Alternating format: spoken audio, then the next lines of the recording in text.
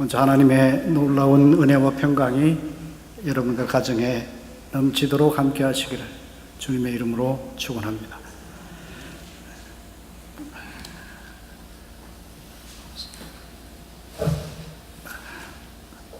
너무 높아서 교만해 줄까 봐 제가.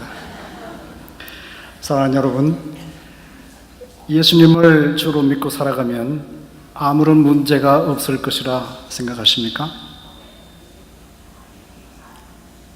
아멘 하셨어요? 네, 저분은 보통 분이 아니십니다. 아마 에녹과 같은 분이라고 생각합니다. 하지만 보통 사람들에게는 많은 문제가 있습니다. 재난을 겪기도 하고 몸이 병들기도 합니다. 하는 일이 뜻대로 되지 않을 수도 있습니다. 믿었던 인간관계가 깨어져서 실망하기도 합니다.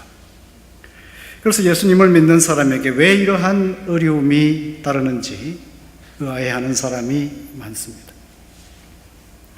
하지만 고난은 우리만 겪는 것이 아닙니다. 우리가 조금 앞서 읽은 말씀 8절과 9절을 보면 사도 바울도 아시아에서 복음 전할 때 힘에 겨운 고난을 겪었습니다. 그 고난이 견디기 어려워 살 소망까지 끊어지고 하나님으로부터 사형 선고를 받은 줄로 여겼습니다. 하나님의 위대한 사역자인 사도 바울도 이런 고난을 겪었습니다. 사도 바울이 이런 고난을 겪고 있는 것을 보고 당시 사람들은 그가 참된 사도가 아니라고 비난했습니다. 하지만 사도 바울은 자신이 받는 고난이 결코 명예롭지 못한 것이 아니라 예수님을 따르는 증거가 된다고 믿었습니다.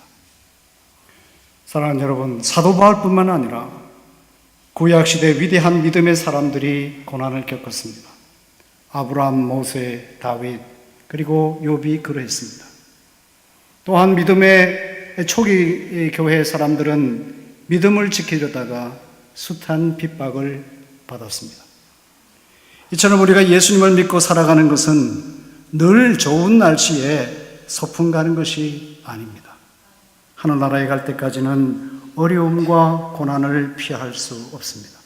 그것은 우리가 죄된 세상에 살아가고 있기 때문입니다. 하지만 열매가 익는 데는 여름뿐만 아니라 겨울이 있어야 하고 무덤과 함께 추위가 있어야 하며 햇빛과 더불어 구름이 있어야 하듯이 믿음의 열매를 맺는 데는 고난이 있어야 합니다. 사랑하는 가족 여러분, 예수님을 믿는 사람이 고난을 겪게 되면 시험에 들기 쉽습니다. 하지만 사도 바울은 극한 고난을 겪으면서 하나님을 원망하지 않습니다.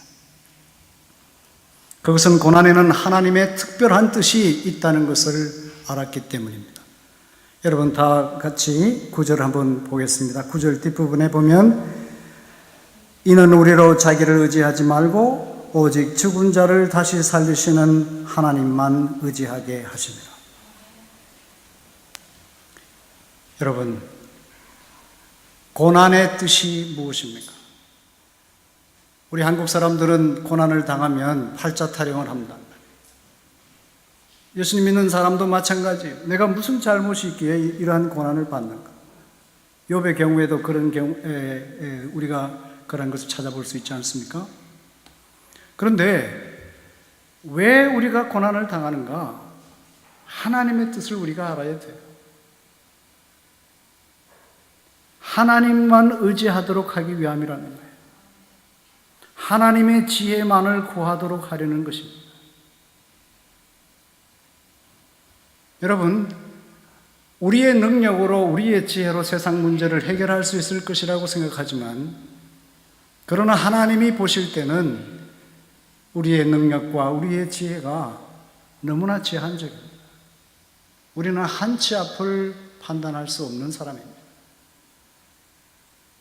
여러분, 오늘날 과학기술이 많이 발전해서 여러분 이제 굿뉴스를 말씀드리겠습니다. 어저께 제가 관여하는 학회에서 학술대회를 했는데 4차 혁명, 여러분 들어보셨죠?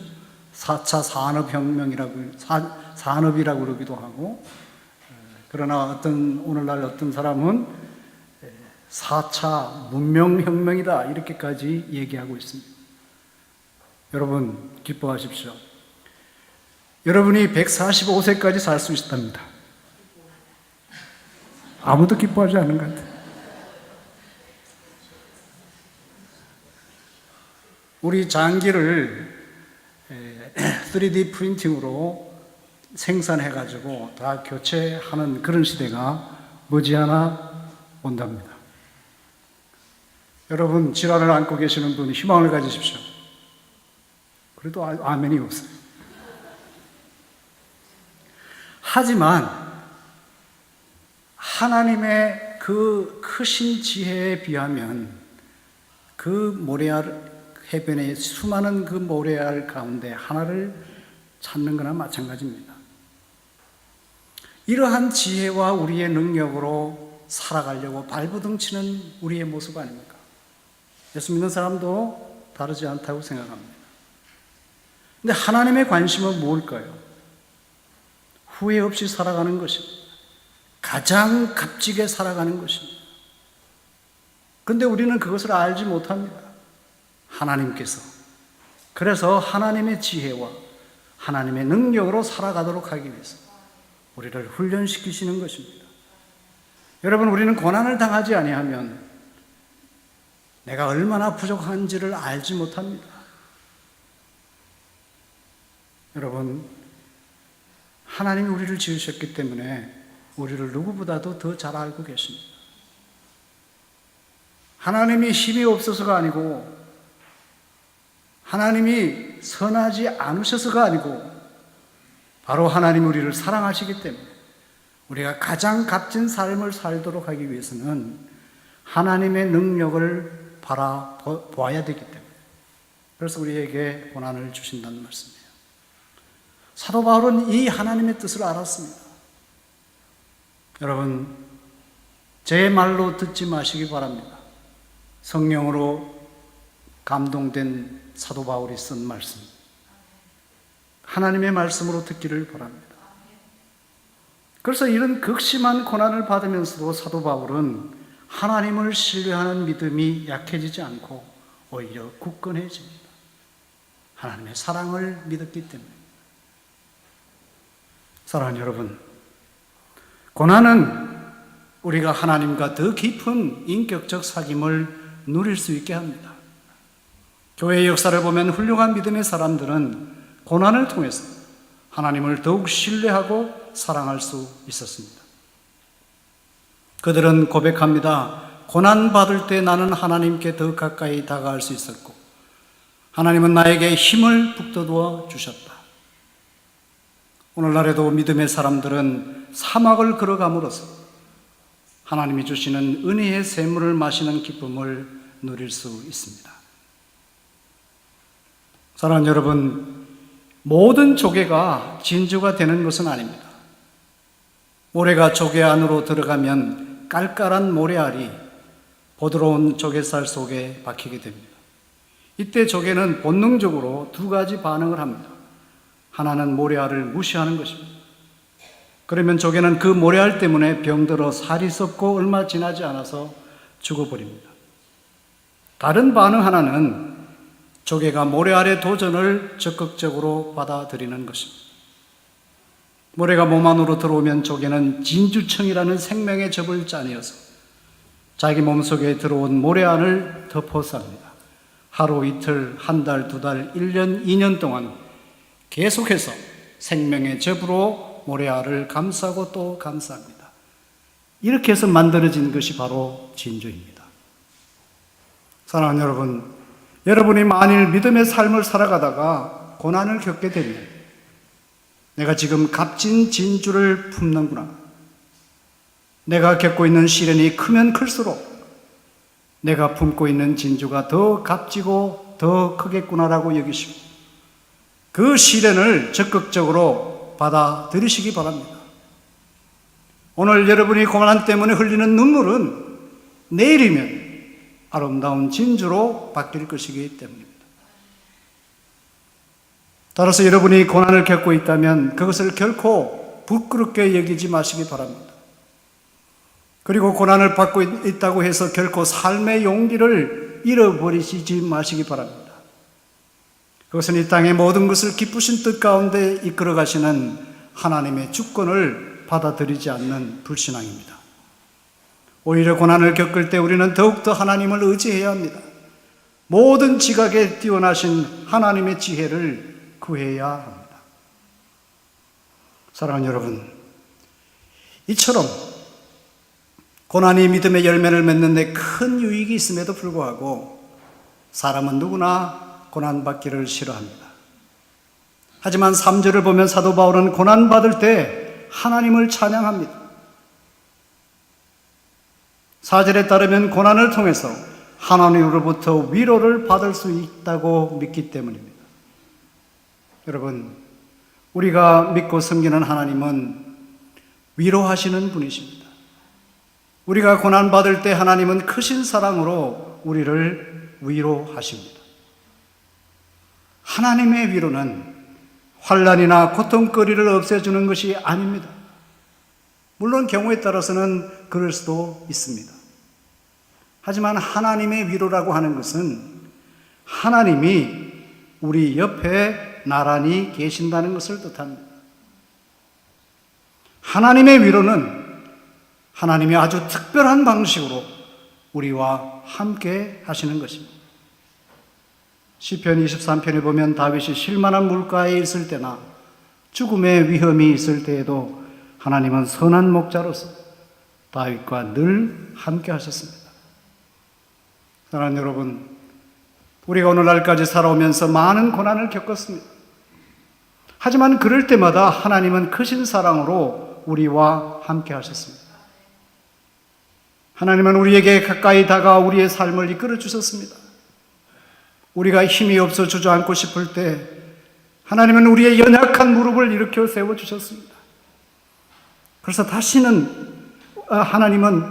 우리는 다시 힘을 내어서 믿음의 삶을 살아갈 수 있었습니다. 하나님께 끊임없이 기도하면서 하나님께서 맡기신 일을 하고자 애를 썼습니다. 그래서 우리를 향한 하나님의 뜻을 온전히 이루어 하나님께 영광을 돌리려 했습니다. 여러분, 이것이 바로 하나님께서 우리에게 베푸신 위로입니다. 여러분, 우리 힘으로 살아온 것 같았지만, 우리의 능력으로 살아온 것 같았지만, 하나님은 늘 우리와 함께 하셨습니다. 여러분, 죄인이 하나님과 함께 있다는 것이 무엇을 뜻할까요? 죄 지은 사람에게는 그것이 하나님의 심판입니다. 그러나 오늘 아침에 이광태 목사님이 우리에게 말씀 전해주셨듯이 하나님은 우리에게 회복시키시는 하나님이십니다. 그럼에도 불구하고 우리를 하나님의 백성으로 만들어 가시는 그런 하나님이시랍니다. 우리를 향하신 그 계획을 온전히 이루어 가시는 하나님이시랍니다. 그 목적을 실현하시기 위해서 가진 방법으로 하나님의 지혜 가운데서 우리를 이끌어 오셨습니다. 이것이 바로 하나님께서 우리에게 베푸신 위로입니다. 여러분, 우리가 지난날 돌아보십시오. 하나님께서 우리에게 베푸신 그 위로는 결코 인색하지 않았습니다. 5절에서 사도 바울은 말합니다. 그리스도의 고난이 우리에게 넘친 것 같이 우리가 받는 위로도 그리스도로 말미암아 넘친다. 여기서 넘친다는 것은 충분하다는 것을 뜻합니다. 여러분, 예수 믿는 사람이 왜 고난을 당할까요? 사도 바울 말씀하셨어요. 그리스도로 말미암아 우리를 고난당한다. 여러분, 우리가 하나님의 사람으로 이 땅에 살아가려고 하면 그리스도의 말씀대로 순종하면서 살아야 되죠. 내 마음대로 살 수가 없습니다. 주님께서 가르치신 말씀대로 살아가야 합니다. 그런데 그것은 나의 죄성과는 굉장히 반대되는 것이에요. 우리의 죄된 성품은 그리스도의 말씀을 순종하기를 바라지 않습니다. 그렇기 때문에 나에게는 고난이 있습니다. 우리가 이 세상에서 하나님의 뜻을 행할 때 세상 사람들이 박수치지 않습니다. 그렇기 때문에 우리는 고난을 당하는 거예요. 예수 믿는다고 하는 것은 바로 그리스도 때문에 고난을 당하는 거예요. 우리가 당하는 고난이 다른 종교에서 말하는 고난과 무엇이 다릅니까? 불교에서 말하는 고난과 무엇이 다르냐? 다른 종교는 내가 그 고난을 통해서 어떤 경지에 이르려고 하는 것입니다. 그러나 우리가 겪는 고난은 하나님의 뜻을 이 땅에 이루기 위한 고난입니다. 주님의 말씀대로 살아가기 위한 고난입니다. 그리고 그 고난은 어쩔 수 없이 받는 것이 아니고 소망이 있는 고난이에요. 오늘 여기에 말씀 보면은 7절에 이런 얘기 있죠? 우리 다 같이 7절 보겠습니다. 너희를 위한 우리의 소망이 견고함은 너희가 고난에 참여하는 자가 된 것 같이 위로에도 그러할 줄 압니다. 또 6절에도 이런 말씀이 있습니다. 우리가 환난 당하는 것도 너희가 위로와 구원을 받게 하려는 것이요 우리가 위로를 받는 것도 너희가 위로를 받게 하려는 것이니 이 위로가 너희 속에 역사하여 우리가 받는 것 같은 고난을 너희도 견디게 하느니라. 우리는 고난을 견딜 수 있습니다. 왜? 우리 힘으로가 아니에요. 여기서 다른 종교가 말하는 고난과 다른 것입니다. 소망이 있는 고난이라고 해요. 하나님께서 우리를 지켜주신다고 하는 그 믿음이 바로 소망이죠. 이룰 수 없는 불확실한 구원을 향하여 나아가는 구도자의 삶을 사는 것이 아닙니다. 우리는 이미 승리한 사람입니다. 구원이 확보된 사람들입니다. 그런데도 우리가 고난을 겪는 것은 주님의 형상이 장성한 분량에까지 이르기 위한 것입니다. 한 점 흠도 티도 없는 하나님의 사람이 되기 위한 고난이랍니다. 하나님의 훈련학교에서 우리를 훈련시키기 위한 고난이랍니다. 마침내 그 모든 고난을 견디고 하나님께서 우리에게 약속하신 하나님 나라를 받는 그 소망이 있는 고난이란 말이에요. 그렇기 때문에 우리는 어쩔 수 없이 수동적으로 그 고난을 받아들이는 것이 아니라 소망을 갖고 힘차게 그 고난을 견딜 수 있는 것입니다. 여러분, 바로 우리가 그리스도 때문에 고난을 당합니다. 다시 말하면 그리스도를 믿는 믿음 때문에 당하는 고난입니다. 그리스도가 고난 당하는 같이 우리도 이 땅에 살아갈 때 고난을 넘치도록 받게 되어 있어요. 그것이 성숙한 믿음의 사람들이 걸어가야 할 길입니다. 그런데 오늘 사도 바울이 뭐라고 그럽니까? 그리스도의 고난이 우리에게 넘친 것 같이 우리가 받는 위로도 그리스도로 말미암아 넘친다. 우리가 고난받을 때 하나님께서 우리에게 위로하시는데 누구 안에서? 그리스도 안에서. 그리스도로 말미암아 우리가 넘치는 하나님의 위로를 받는다는 것입니다. 여러분, 우리가 이 세상에 살아갈 때에 많은 어려움을 겪을 수 있어요. 죄된 성품 때문이기도 하지만은 악한 세력이 우리를 지배하고 있기 때문에 그렇습니다. 여러분, 하나님은 공의로우신 하나님이십니다. 죄에 대해서는 사망으로 심판하시는 하나님이시란 말이에요. 우리가 감히 하나님께 나아갈 수가 없잖아요. 하나님의 뜻을 어긴 죄 때문에 우리는 하나님과 생명의 사귐을 누릴 수 있는 고난이 잃어버렸습니다. 진노의 자식이 되었단 말이에요. 이런 죄인을 왜 하나님이 함께 하신다는 거예요? 이런 죄인을 어떻게 해서 하나님이 도와주신다는 것입니까? 이런 죄인에게 어떻게 해서 하나님이 옆에 계신다는 말씀입니까? 그리스도 때문이죠. 우리는 죄 때문에 하나님의 심판을 받아야 할 사람이었습니다. 우리의 모든 죄를 주님께서 담당하셨기 때문에 하나님은 그 주님을 보시고 그리스도께서 이루신 그 구속의 공로 때문에 우리가 하나님을 아바 아버지라 부르게 하신단 말이에요. 임마누엘의 하나님이라고 부르게 하신다는 말씀이에요. 우주 만물을 창조하시고 인류의 역사를 이끌어 가신 그 하나님이 우리와 함께 하신다는 말씀이에요. 우리는 감히 하나님 앞에 나아올 수가 없었습니다. 그러나 그리스도 때문에 은혜의 보호자 앞에 담대히 나아가게 됐단 말이에요. 하나님이 우리와 함께 하신다는 말씀이에요. 하나님께서 베푸신 그 위로 바로 그리스도 때문이죠. 여러분, 이것을 너무 당연하게 여기시면 안 됩니다.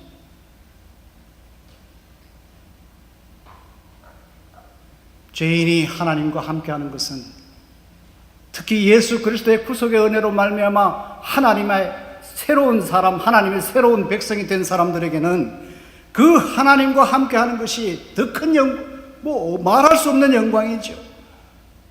어떤 신학자는 말합니다. 죄인이 하나님 앞에 서 있다고 하는 것은 바로 구원 사건이다. 여러분, 문재인 대통령이 이 앞에서 나를 칭찬하면 대단하죠. 트럼프가 그렇게 하는 거 보셨죠? 오로지 성경만 보시니까 세상이 어떻게 돌아가시는지를 모르시는 거예요. 설교라고 하는 것은 이 커뮤니케이션인데 너무 저하고 수준이 다른 것 같아요. 여러분 영적으로 너무 높으셔가지고 저는 세상에 너무 깊이 들어가 있고, 대한민국은 문재인 대통령 때문에 복받은 나라라고 얘기하지 않았어요? 그렇지 않았어요? 좀 보세요, 좀. 그런데 하나님이 지금 우리 앞에서 이 사람은 내 사랑하는 아들이다, 내 사랑하는 딸이다라고 얘기합니다. 이보다 더 큰 영광이 어디에 있습니까?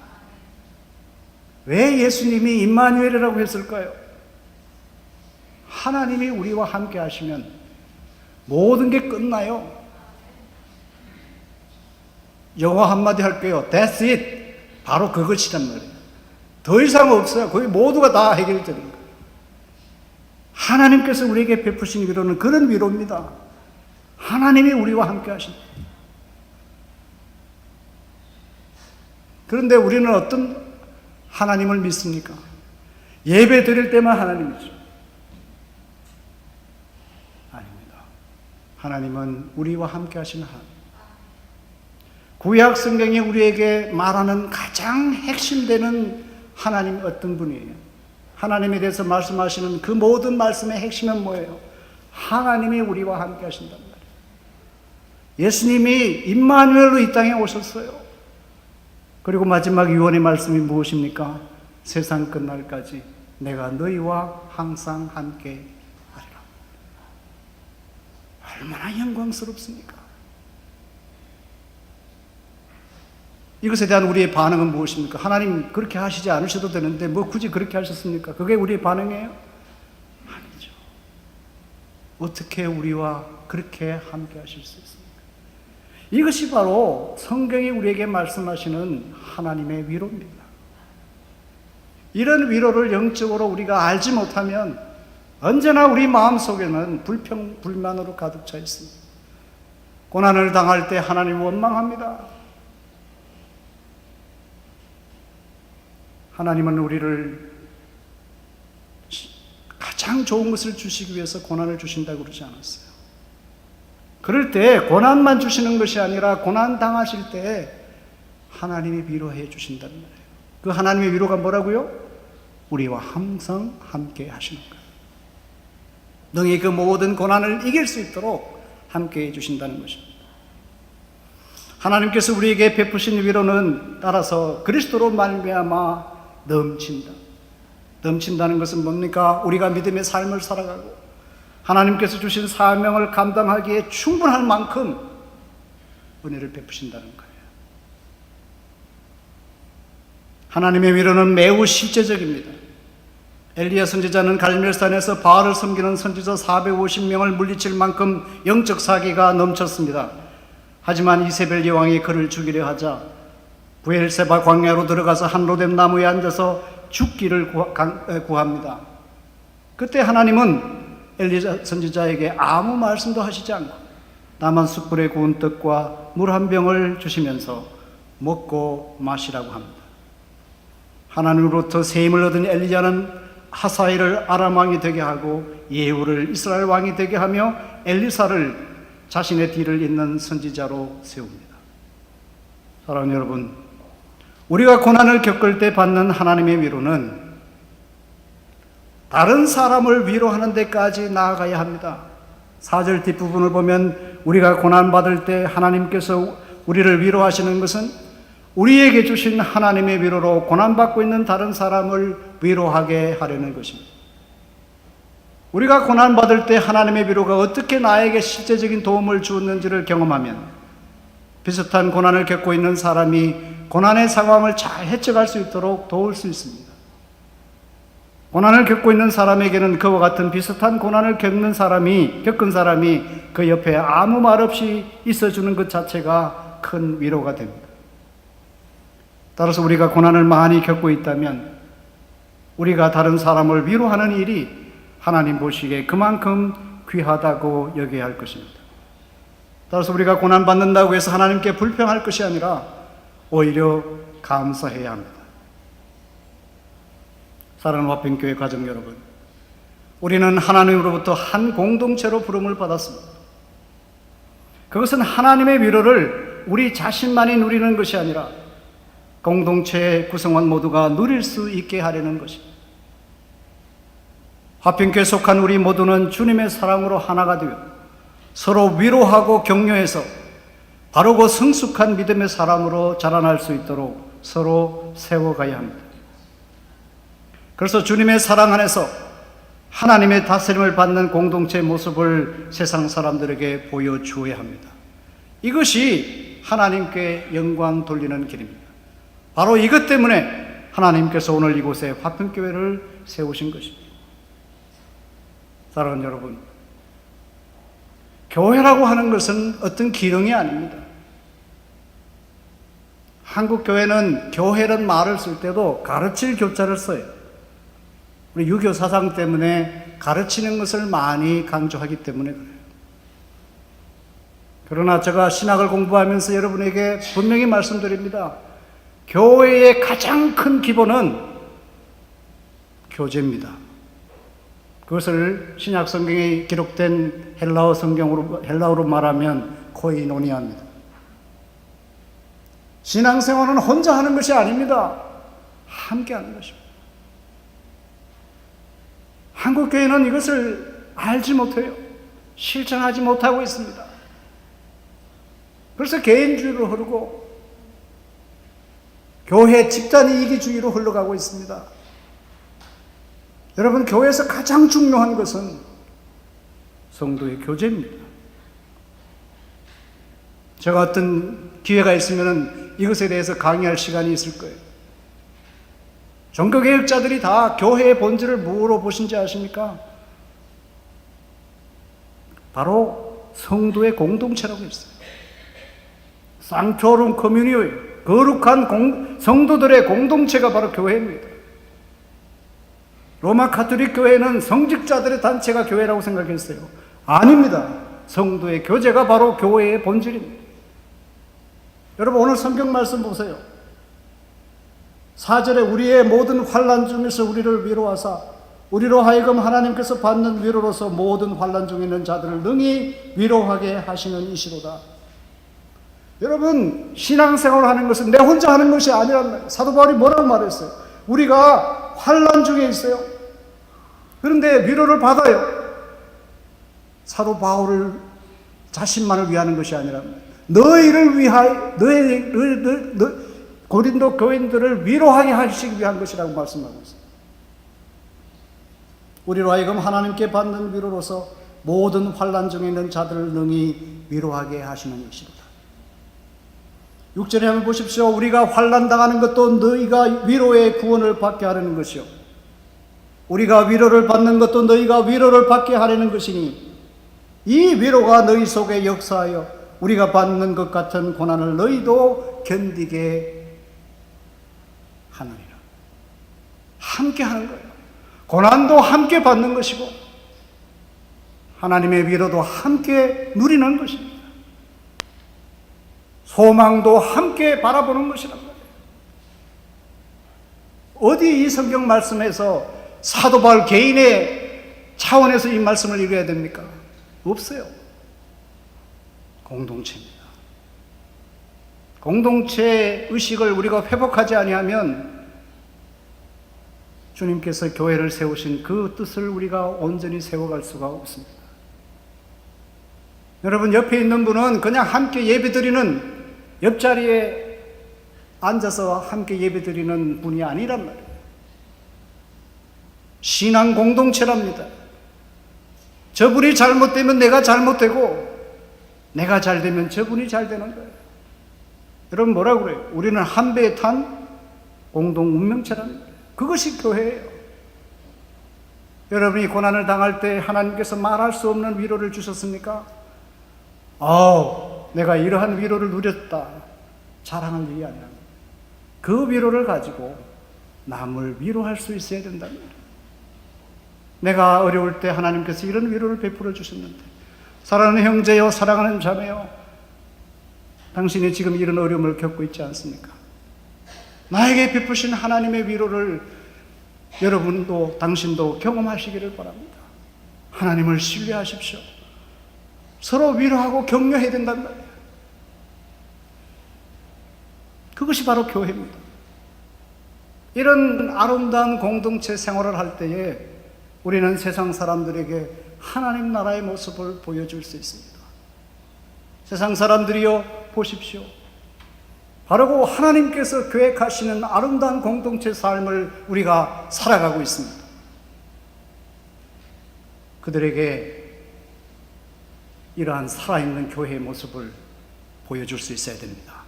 그것이 이 시대의 교회가 감당해야 할 사명입니다. 사랑하는 여러분, 10절에 보면 사도 바울은 지금 겪고 있는 고난을 능히 견뎌낼 수 있다고 확신합니다.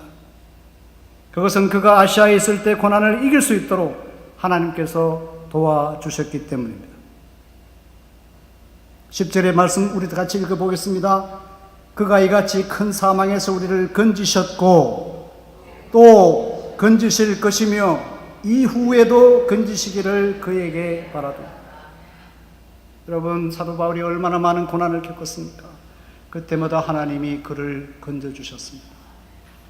따라서 지금 아무리 어려운 고난을 겪는다 할지라도 지난날 내가 그 모든 고난을 견디게 하신 그 하나님이 능히 견디게 하실 것을 믿었단 말이에요. 사랑하는 여러분, 혹 남에게 말 못할 고난을 겪고 있습니까? 너무 가슴 아파하거나 슬퍼하지 마시기 바랍니다. 지난날을 한번 돌아보시기 바랍니다. 여러분이 지나온 삶과 생의 여정에 넓고 깊은 강들과 높고 험한 산들이 있었습니다. 하지만 하나님께서는 여러분이 그 모든 역경을 잘 이겨낼 수 있도록 은혜를 베풀어 주셨습니다.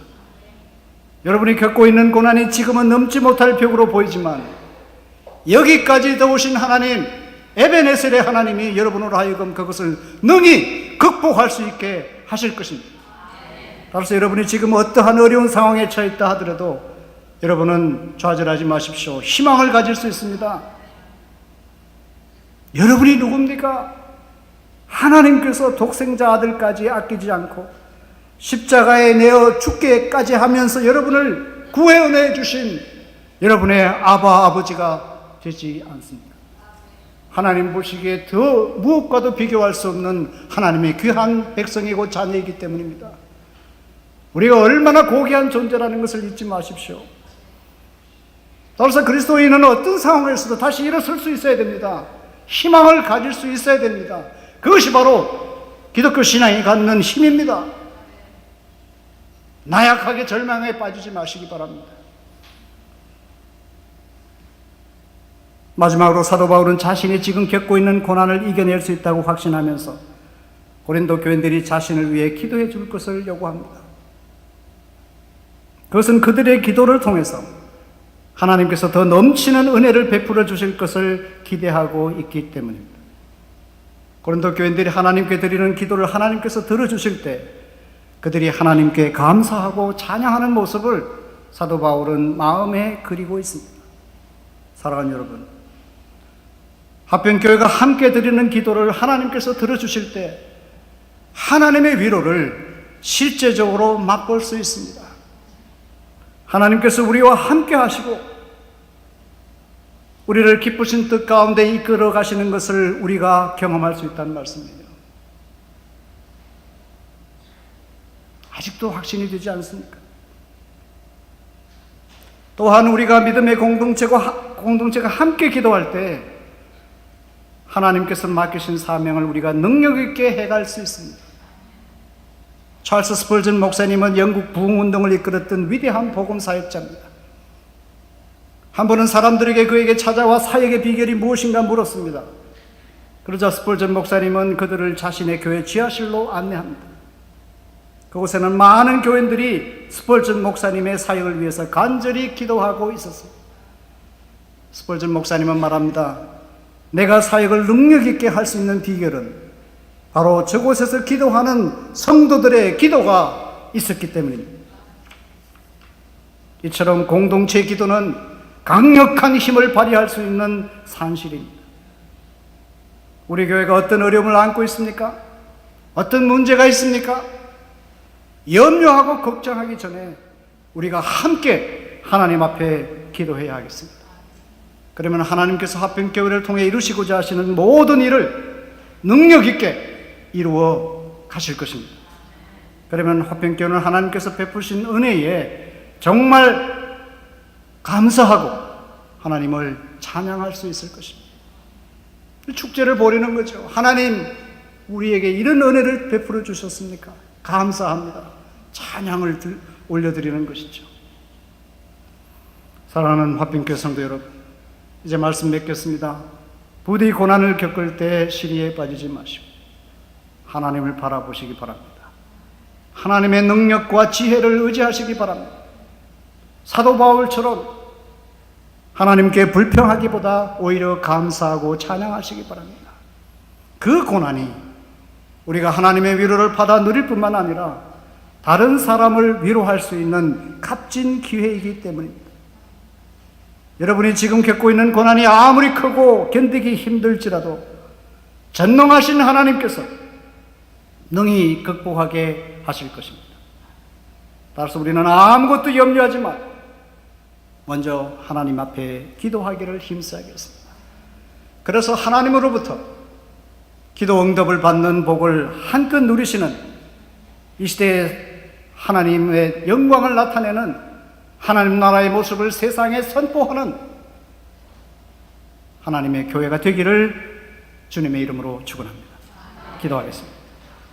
위로의 하나님, 우리 모두가 고난의 상황에서도 하나님의 위로를 한껏 누리게 하옵소서. 하나님이 주시는 위로를 서로 나누는 위로의 공동체가 되게 해 주시옵소서. 우리 위로의 주가 되신 우리 주 예수 그리스도의 이름으로 기도드립니다.